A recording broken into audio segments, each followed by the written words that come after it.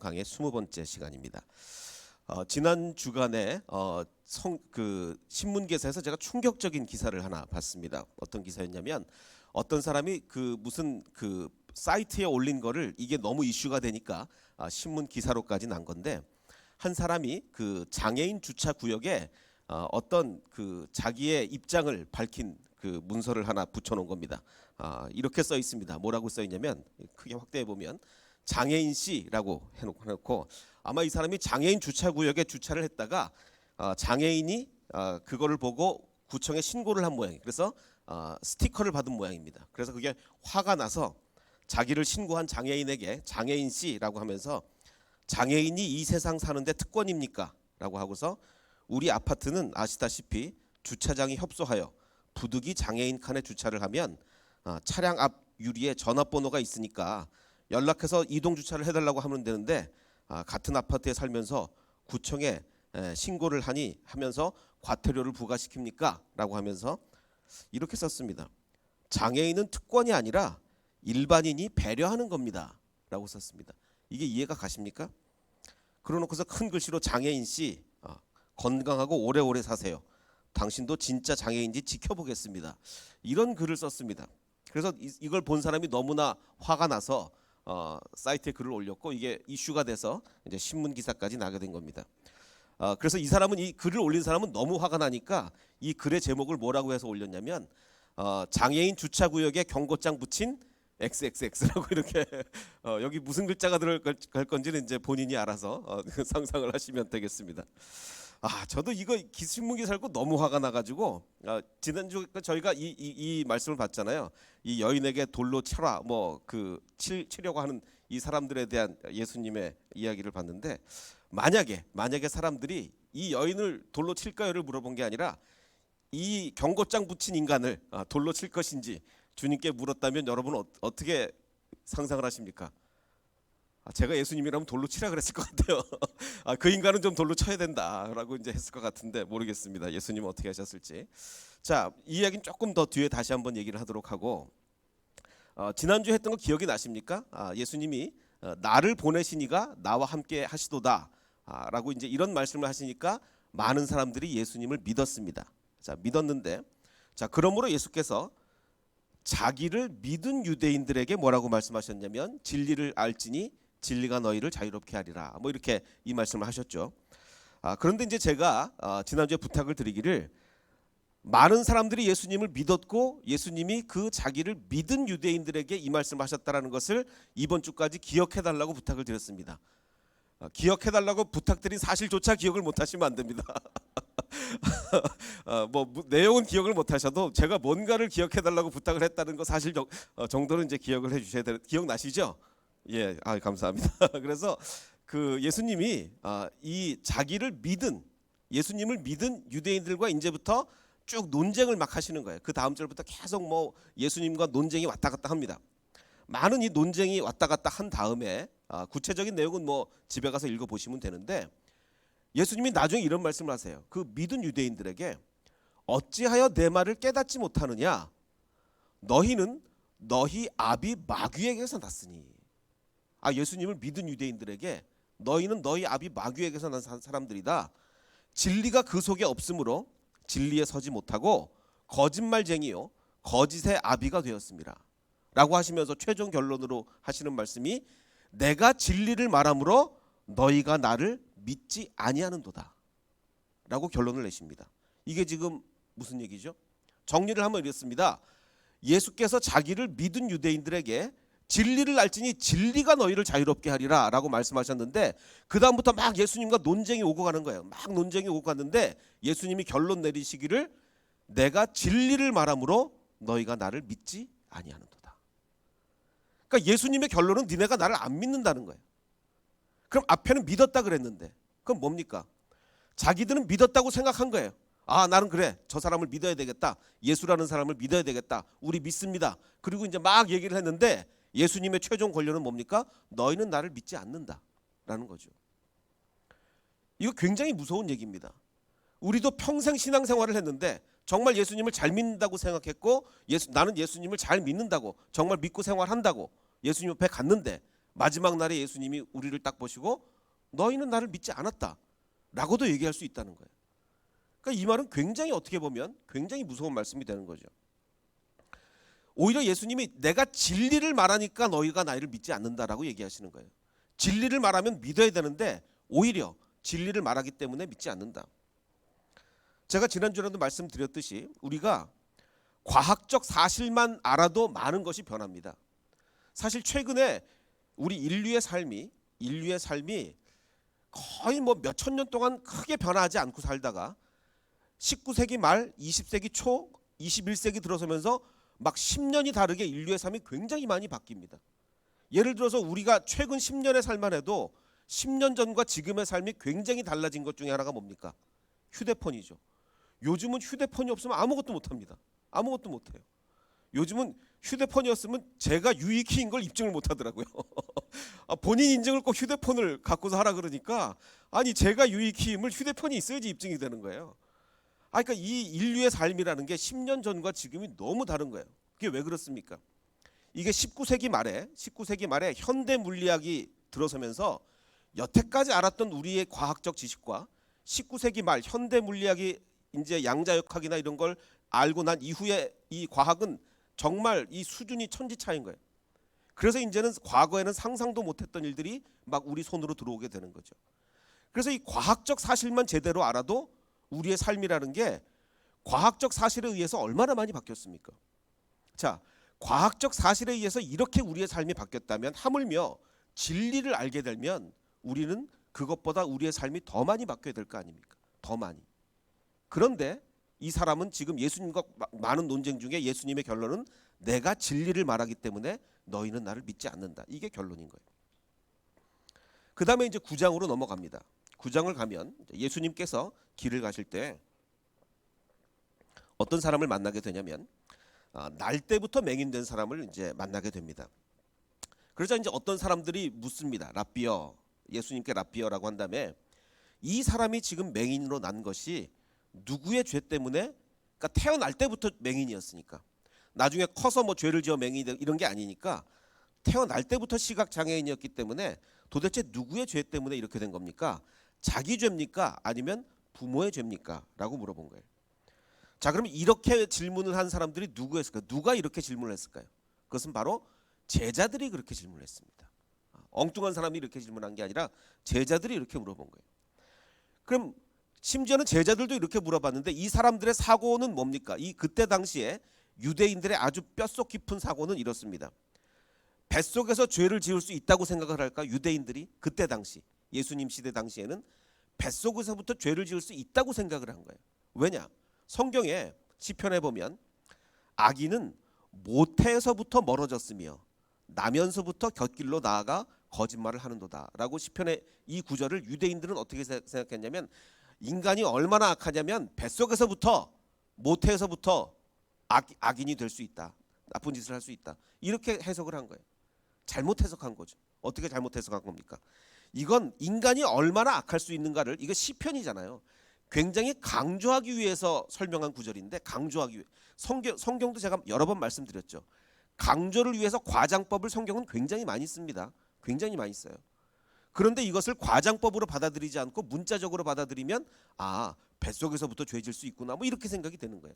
그러니까 잘못 생각했기 때문이죠. 그래서 지금 이 질문이 뭡니까? 이 사람이 지금 나면서부터 맹인이 된 것은 뱃속에서부터 죄진 겁니까? 아니면 부모의 죄입니까? 자, 부모의 죄를 지어서 자손이 벌을 받는다. 출애굽기에도 이렇게 뭐 많은 구절이 이렇게 나옵니다. 나를 미워하는 자, 하나님을 미워하는 자의 죄를 하나님이 갚으시는데 아버지로부터 아들에게로 3, 4대까지 이르게 하거니와 라고 이렇게 되어 있습니다. 그러니까 부모의 죄를 자식이 물려받는 거니까 그럼 이 사람 나면서부터 맹인인 게 시각장애인인 게 부모의 죄입니까? 이렇게 물어본 거죠. 근데 사실 이것도 강조를 위한 과정법이고 비교법인 거예요. 하나님이 은혜를 주는 자에게는 1000대까지 준다와 이 그 죄를 3대까지 한다는 것은 어떻게 보면 그 하나님의 축복과 저주를 비교를 위한 구절인데 부모의 죄를 자식이 물려받는구나 이건 아닌 거죠. 뭐 여기에 대한 얘기는 좀 나중에 기회 있을 때 좀 자세히 말씀을 드리더라도 어쨌든 중요한 것은 즉 그때 당시의 유대인들은 이 성경의 과장법이나 비교법을 잘못 이해했기 때문에 뱃속에서도 죄를 질 수 있다. 또 아니면 부모가 죄를 지면 아들이 벌 받는다. 이렇게 잘못 생각하고 있었던 거예요. 그래서 예수님께 물어본 겁니다. 자, 그런데 물론 창세기에 이런 구절이 있습니다. 하나님이 아담이 이제 최초로 범죄를 한 후에 이렇게 말씀을 하시죠. 땅은 너로 말미암아 저주를 받는다. 왜냐하면 땅의 지배자여 관리인이니까 인간들은 땅을 정복하고 관리할 책임이 있으니까 네가 범죄함으로 말미암아 땅이 저주를 받았다. 그래서 너는 평생에 수고해야 그 소산을 먹으리라. 자, 땅이 저주를 받는다는 이야기는 그 많은 학자들이 이렇게 이야기를 합니다. 이제 그때부터 자연재해, 인간의 질병, 모든 고통 이런 것들이 인간의 이 질서가 이 세상의 질서가 무너지기 시작한 거예요. 하나님이 만드신 그 완벽한 에덴 동산이 아니라 질병도 있고 고통도 있고 자연재해도 있는 그런 세상이 되었다는 거죠. 자, 그러면 태풍이 이제 오는데 만약에 인간의 범죄가 없었다면 태풍에 어떤 피해도 우리가 입지 않았겠죠. 그런데 만약에 태풍이 이제 오는데 그러면 태풍이 죄 지은 사람 집만 싹 부시고 지나갑니까? 뭐 허리케인 이런 게 온다고 칩시다. 뭐 돌풍 뭐 그런 거 뭡니까? 그 사이클론 이런 거. 근데 싹 지나갔는데 죄 지은 사람 집만 다 무너지고 착한 사람 집은 멀쩡해요. 이건 말이 안 되죠. 그게 아닙니다. 마찬가지로 장애라는 것이 우리 인간 세상에 들어오는데 죄 지은 사람에게만 골라서 장애인이 됩니까? 그건 아닙니다. 물론 예외도 있어요. 어떤 예외입니까? 38년 된 병자는요. 자기가 죄를 지어서 장애를 입은 거예요. 이건 굉장히 예외적인 거죠. 근데 일반적인 경우는 뭐냐면 질병 혹은 장애라는 것은 이거는 어떤 대명사입니다. 대표명사.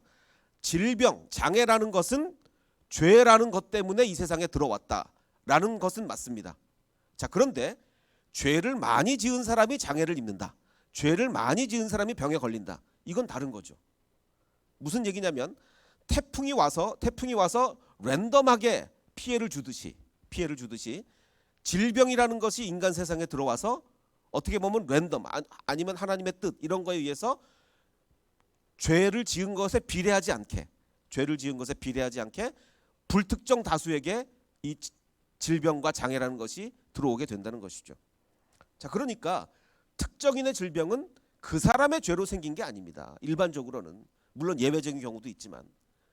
자, 그래서 제가 이제 장애인 사역을 할 때 가장 많이 가슴 아픈 것은 뭐냐면 장애인들의 부모들이 장애 아동들의 부모들이 그걸 자기 죄라고 생각하는 거예요. 그 죄책감에서 평생 떨쳐나지 못합니다. 내가 죄를 지어서 우리 아이가 이렇게 장애를 입은 게 아닌가. 그 죄책감에 너무 엄청나게 짓눌려 사는 거예요. 그런데 이 성경의 진실을 알려주면 그게 아니라 태풍이 지나갈 때 랜덤하게 피해를 입히는 것처럼 장애도 랜덤하게 이 세상에 온 거다. 죄와 전혀 비례하지 않는다라는 것을 알고 나면 굉장히 해방감을 느끼는 걸 제가 본 적이 있어요. 그래서 이 장애라는 것은 그 사람의 죄로 인한 게 아닙니다. 근데 제자들조차 이런 사고를 벗어나지 못했어요.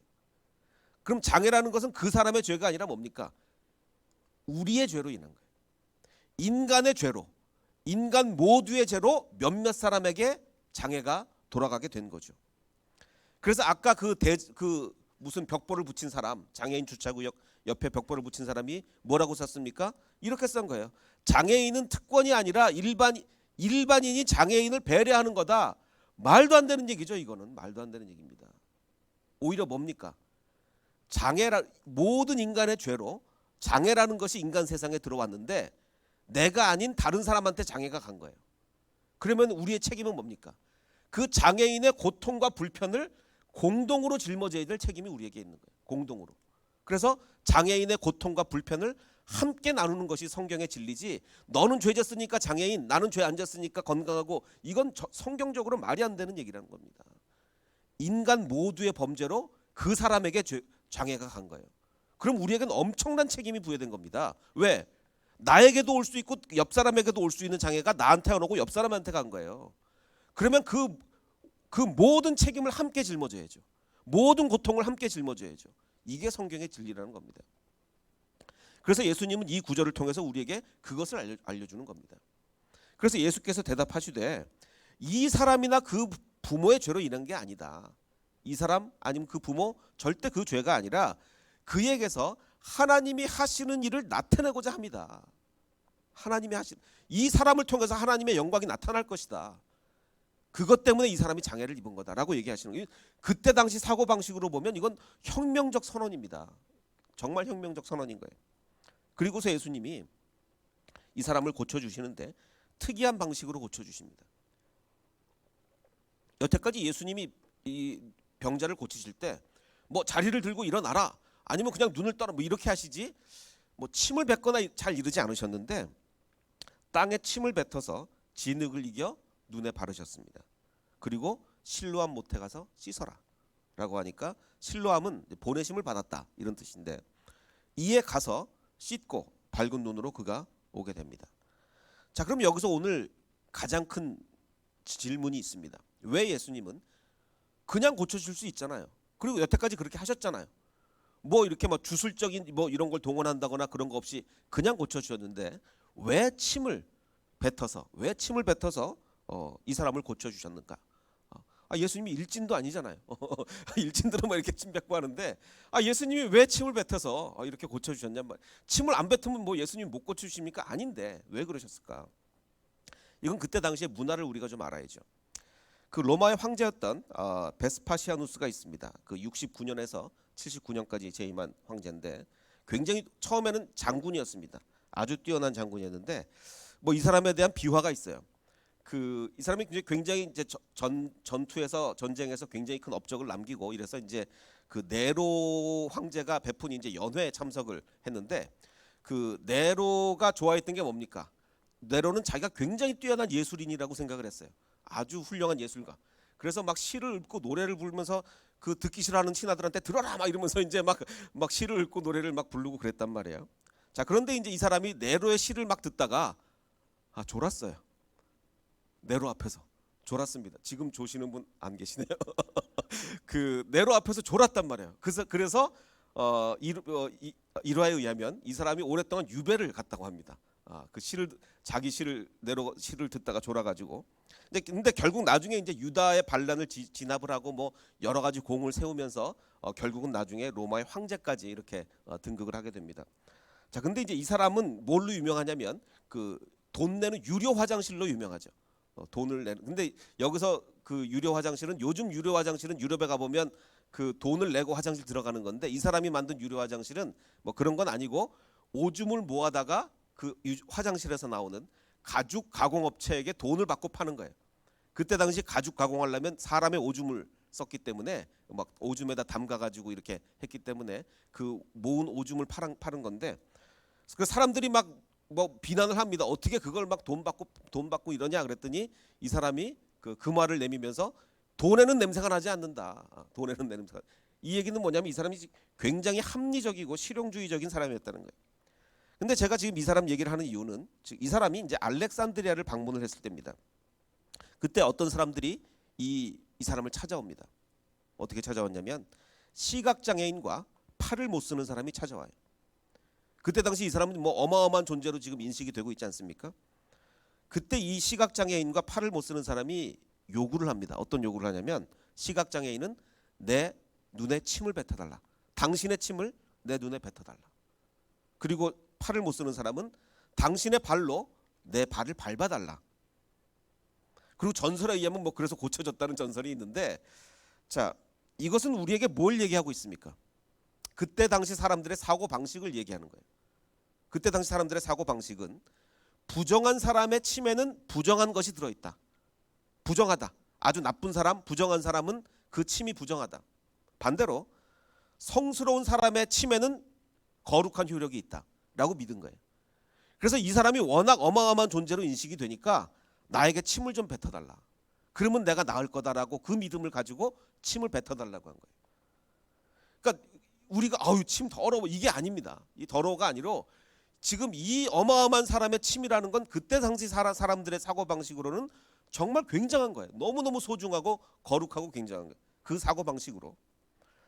자, 그러면 제가 여러분께 묻고 싶은 것은 예수님은 침을 왜 사용하셨을까요? 예수님은 침을 없이도 얼마든지 치유가 가능한데 왜 사용을 하셨을까? 굉장히 유명한 연구 결과를 하나 좀 소개를 해드리겠습니다.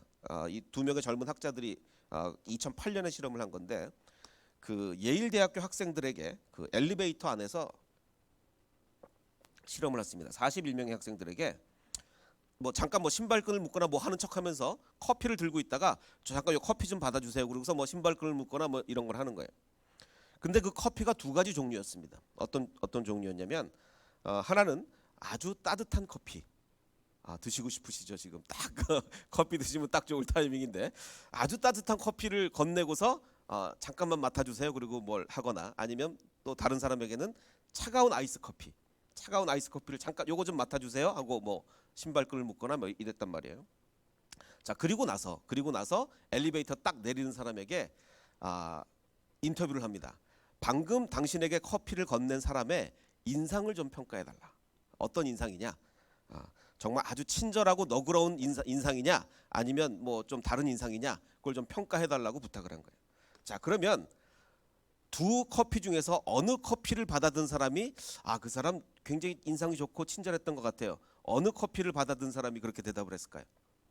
네, 실험을 해보나 마나 따뜻한 커피를 받아 손에 따뜻한 온기를 느낀 사람이 그 사람 인상이 참 너그럽고 좋았던 것 같아요. 이렇게 대답을 했다는 거예요. 이게 사람의 이게 그 피지컬한 게 물리적인 게 심리까지 이렇게 이어지는 겁니다. 자 그리고 또 한 비슷한 실험을 했는데 제품 테스트를 한다고 속여놓고 이 제품을 테스트해 보겠습니다. 학생들을 불러다가 53명에게 두 가지 말하자면 파스죠. 우리나라 말로 하면 냉파스, 온파스 이거를 이제 손등에 붙인 거예요. 그리고 제품을 좀 테스트해 달라라고 이제 속여놓고 그리고 나중에 이제 이 실험 참가해 주셔서 감사합니다. 수고했으니까 보답으로 아이스크림 교환권이나 음료 교환권을 뭐 당신에게 드리겠습니다라고 이렇게 했단 말이죠.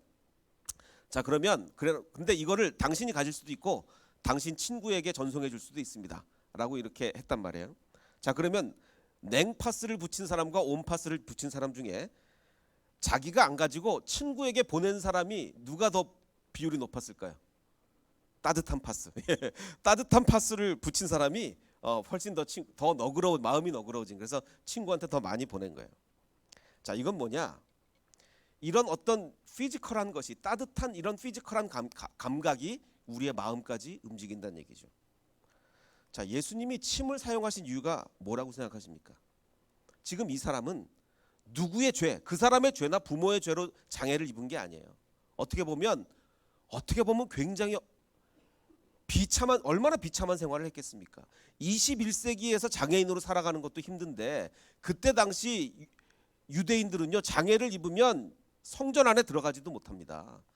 제사도 드리지 못하고 인간 이하의 취급을 받아요. 인간 이하의 취급을. 근데 그게 자기 잘못도 아니고 하나님이 하시는 일을 부모나 그의 죄로 인한 것이 아니라 하나님이 하시는 일을 나타내고자 이 사람이 나면서부터 그런 모욕과 그런 비참한 생활을 했으니 예수님의 마음이 이 사람을 위로해 주고 싶었겠습니까? 아니겠습니까? 얼마나 위로를 해주고 싶었겠어요.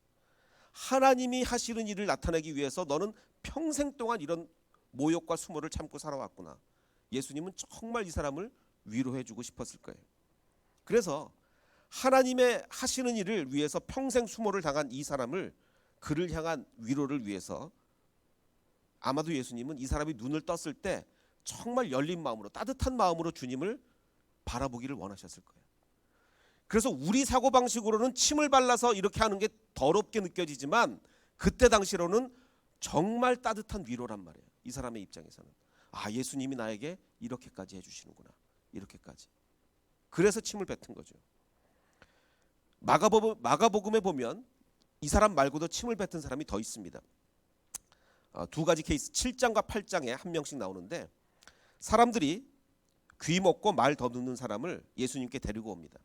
그리고 손을 얹어주기를 간청합니다. 예수님께서 그를 무리로부터 근데 예수님이 이 사람을 따로 부르십니다. 이렇게 뭐 그 자리에서 하시는 게 아니라 이쪽으로 와라. 따로 불러주세요. 그래서 손가락을 귀에 넣고 이번에도 침을 뱉습니다.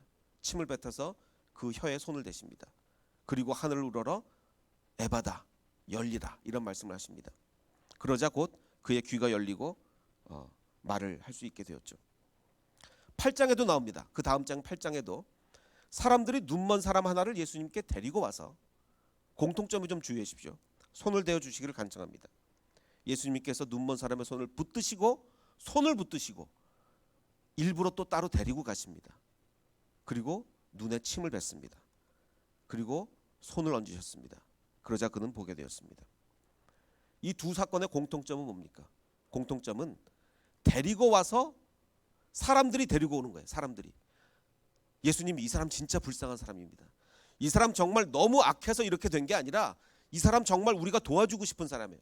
악한 사람이라면 사람들이 그렇게 데리고 오겠습니까? 예수님 이 사람 좀 고쳐주세요 하고 데리고 오겠습니까? 아니죠. 사람들이 보기에도 이 사람이 너무 불쌍한 거예요. 그래서 데리고 옵니다. 그러자 예수님은 손을 붙잡고 그를 따로 특별 취급을 해주십니다. 8장에도 마찬가지죠. 눈먼 사람을 예수님께 데리고 왔어요. 사람들이. 그러자 예수님은 손을 붙드시고 데리고 나갑니다. 이건 우리에게 뭘 얘기해 주고 있습니까? 정말 이 사람은 위로를 받아야 될 사람이고 예수님은 그 사람을 위로해 주신 거예요. 예수님은 그를 이렇게 위로해 주고 싶었던 거죠. 제가 이렇게 설교하다가 이렇게 설교를 준비하다 막히고 이러면은요, 그 강아지 동영상을 제가 볼 때가 많이 있습니다. 왜냐하면 그 하나님과 인간의 이 관계가, 그러니까 사람과 강아지의 관계에 굉장히 많은 그 유사점이 많기 때문에 전 설교 준비하다가 막히면 이 강아지 동영상을 볼 때가 하나 굉장히 많이 있습니다. 얼마 전에도 영상을 하나 봤는데 참 안타까웠습니다. 한 강아지가 이렇게 정말 만삭이에요. 새끼가 많이 들었는지 막 배가 터질 것 같이 이렇게 불렀습니다. 그런데 이 강아지가 길 가운데서 그저 하루 종일 한 곳만 멍하니 이렇게 바라보고 있습니다. 그리고 그의 눈에는 이렇게 눈물이 항상 흐르고 있습니다. 근데 이 아이가 서 있는 곳이 뭐 안전한 곳이 아니라 길 한가운데예요. 차가 막 다니 길 한가운데. 사람들이 이렇게 얘기합니다. 저 장소가 이 강아지의 엄마가 차에 치여서 죽었던 곳이다. 그 강아지의 엄마가 차에 치였던 곳에 이 강아지는 하루 종일 지나가는 차를 이렇게 피해가면서 그 만삭이 된 정말 불편한 몸으로 이렇게 하루 종일 이미 죽어 없는 그 엄마를 기다리고 있는 거예요. 바로 이곳이죠. 이 아이는 근데 쩔뚝쩔뚝 걸어갑니다. 왜냐하면 이 아이도 교통사고를 당했어요. 그래서 다리가 하나 이렇게 굽었습니다. 그래서 이 굽은 다리로 쩔뚝쩔뚝 걸어가면서 사람들이 이 아이가 너무 안타까우니까 어떻게 하든지 가서 좀 도와주려고 합니다. 근데 많은 유기견들이 그렇듯이 유기견들은 사람들한테 늘 발로 채이고 이렇게 막 매맞고 이러거든요. 사람들이 오기만 하면 도망가는 거예요. 이렇게 굽은 다리로 쩔뚝쩔뚝 도망가면서 차 뒤로 이렇게 숨습니다. 사람들이 이렇게 도와주고 싶어도 도와줄 수가 없는 거예요. 근데 이제 결국은 이제 해산 때가 되었어요. 그래서 이 아이를 낳긴 낳아야 되는데 이게 이 골반이 제대로 아마 사고를 나서 다쳐서 그런 건지 아이를 낳을 수가 없는 거예요. 그 고통 속에 이 신음만 하고 있는데, 그래서 한 아주머니가 이불을 싸서 이 아이를 이렇게 안았습니다. 이제는 사람이 와서 도망도 못 가요. 왜냐하면 아기를 막 지금 낳을 순간이기 때문에 도망도 못 가서 결국은 이 아주머니가 이 아이를 안을 수가 있었던 거죠. 그리고 수의사가 보는데 정상적으로 아이를 낳을 수가 없을 게 막 죽은 새끼를 빼냅니다. 이 새끼는 벌써 죽었어요. 그런데 이 강아지는 그래도 자기 새끼라고 죽은 아이를 혀로 핥습니다. 정성껏 혀로 핥아주고 있어요. 근데 결국 세 마리는 죽은 채로 태어나게 됐습니다. 그리고 마지막 한 마리가 정말 숨을 안 쉬는 걸 간호사가 막 손을 비벼가면서 그래서 간신히 한 마리를 살리게 됐습니다. 그리고 이 아이를 발견한 그 아주머니가 결국 이 강아지를 입양을 해서 그 새끼와 함께 이렇게 키우게 됐습니다. 저는 예수님이 뱉어주신 침이 어떤 역할을 하느냐, 저는 처음에 이 아주머니가 이 강아지를 안았을 때 그 따뜻한 이불 역할을 한다고 생각합니다. 따뜻한 이불이 없어도 이 강아지를 데리고 올 수 있죠. 그런데 왜 이불로 안았겠습니까?